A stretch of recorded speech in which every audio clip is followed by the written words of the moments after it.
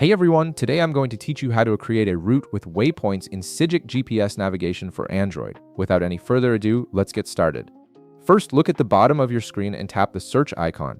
This will open up the search interface where you can input your destinations and plan your entire route. Once the search interface appears, you'll see a field labeled Where To at the top. Tap on this field and enter your final destination. For this example, let's say we're heading to Sacramento. Type Sacramento into the search field and you'll see search results appear below showing matching locations. From the search results that appear, tap on your intended destination to select it. This confirms that Sacramento is where you want your route to end and allows the app to begin calculating the best path to get there. After selecting your destination, you'll see an option that says Get Directions. Tap on this button to have Sygic generate the initial route from your current location to Sacramento. The app will process this for a moment and display the suggested route on your map. Now, here's where you can customize your journey by adding stops along the way.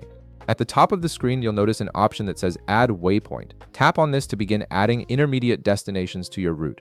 This feature is incredibly useful when you need to make stops for gas, food, or any other purpose during your trip. When you tap Add Waypoint, you'll see a new search field appear where you can manually input another destination. However, Sygic also provides convenient category icons to help you quickly find common stops. For this example, let's say you need to refuel during your journey, so tap on the gasoline icon. This will show you nearby gas stations along your route. You'll now see a list of available gas stations displayed on your screen.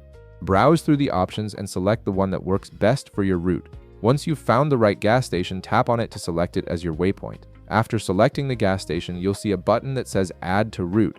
Tap this button to confirm that you want to include this stop as a waypoint in your journey. Sygic will then recalculate your route to include this intermediate stop between your starting point and Sacramento. And just like that, Sygic will create a complete route that includes your waypoint.